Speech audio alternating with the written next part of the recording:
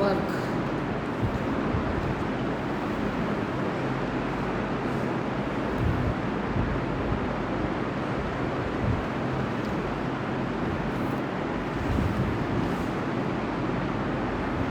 Good morning student. बच्चों, आज मैं आपको भाषा, लिपि और व्याकरण पढ़ाऊंगी। देखिए, मैं आपको पहले भी ये समझा चुकी हूँ, आज हम इसका पुनः दोहरान करेंगे। तो सबसे पहले हम देखते हैं कि भाषा क्या होती है। देखो, भाषा वह साधन है जिसके द्वारा हम अपने मन के विचारों या भावों को बोलकर या लिखकर प्रकट करते हैं। बोलकर या लिखकर क्या करते हैं? दूसरों को समझाते हैं और दूसरों के मन के विचारों या भावों को खुद समझते हैं। तो इससे हम क्या कहते हैं? भाषा। भाषा के 3 रूप होते हैं, मौखिक, लिखित और सांकेतिक।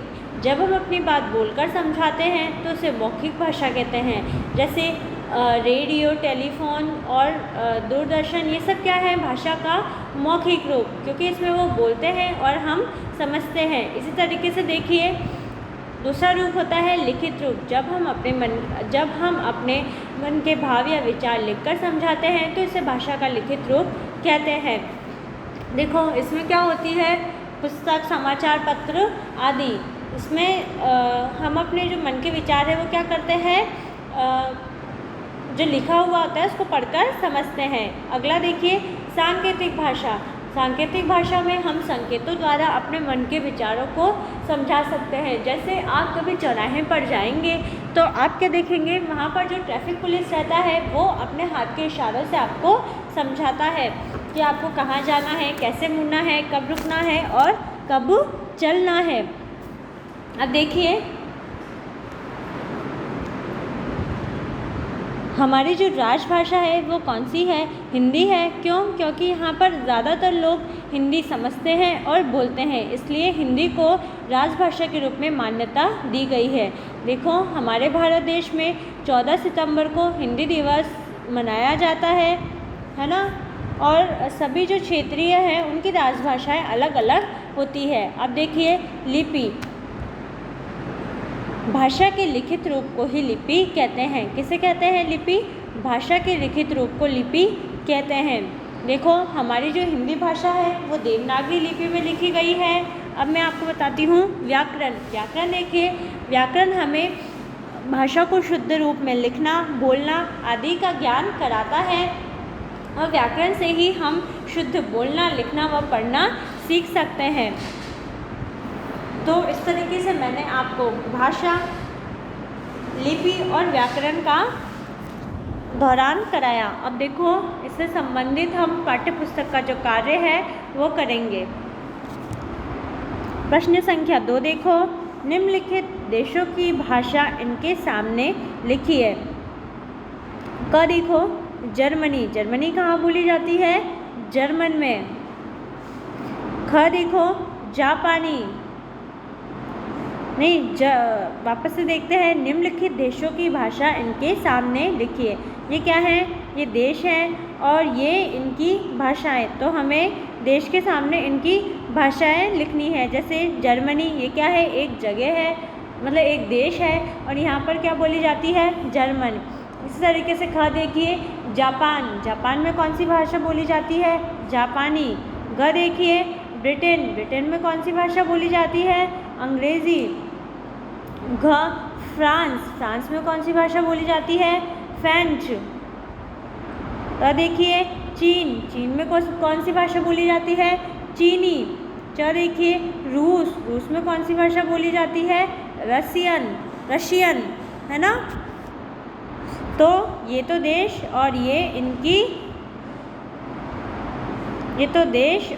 इनकी भाषाएं। अब अगले प्रश्न का दोहरान कीजिए।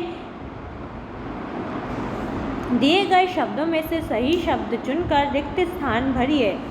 हिंदी, लिपि, देवनागरी भाषा और हिंदी दिवस, ये शब्द हैं। आपको इन शब्दों को चुन के इन रिक्त स्थानों की पूर्ति करनी है। जैसे क देखो, हम अपनी बात दूसरों तक रिक्त स्थान के माध्यम से पहुंचा सकते हैं। किसके माध्यम से पहुंचा सकते हैं? भाषा के माध्यम से। तो यहाँ रिक्त स्थान में भाषा आएगा। लिखिए, ख देखो, वर्णों को लिखने के लिए जो चिन्ह निश्चित किए गए हैं उन्हें रिक्त स्थान कहते हैं। क्या कहते हैं? लिपि कहते हैं। वर्णों को लिखने के लिए जो चिन्ह निश्चित किए गए हैं उन्हें लिपि कहते हैं। ग देखो, हिंदी को रिक्त स्थान लिपि में लिखा जाता है। हिंदी को कौन सी लिपि में लिखा जाता है? देवनागरी लिपि में। घ देखिए, देश में 14 सितंबर को रिक्त स्थान मनाया जाता है। क्या मनाया जाता है? हिंदी दिवस। ड़ देखिए, रिक्त स्थान भारत की राजभाषा है। भारत की राजभाषा क्या है? हिंदी। तो पहले रिक्त स्थान में भाषा, दूसरे रिक्त स्थान में लिपि, तीसरे रिक्त स्थान में देवनागरी, चौथे रिक्त स्थान में हिंदी दिवस, पांचवें रिक्त स्थान में हिंदी आएगा। अब आगे देखते हैं।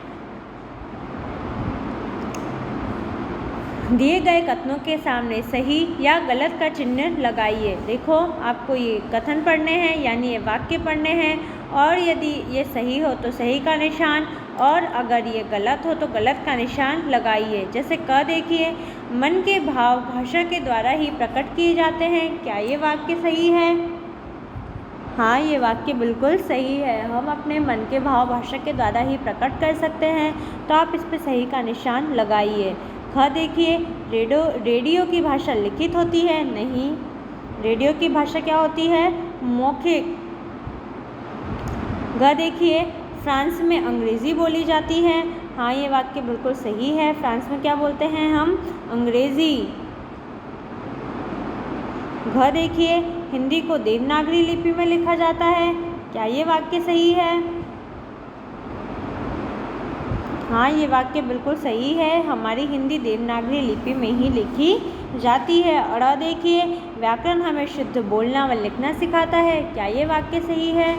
हाँ, ये वाक्य भी बिल्कुल सही है। व्याकरण क्या करता है? हमें शुद्ध रूप में बोलना लिखना सिखाता है। तो इस पर भी सही का निशान लगाइए। इस तरीके से हमने ये पूरा किया। इसका दोहरान आप भी इसका दोहरान अच्छे से करिए। और आपने किताब में काम नहीं किया है तो इसे पूरा कीजिए। धन्यवाद बच्चों।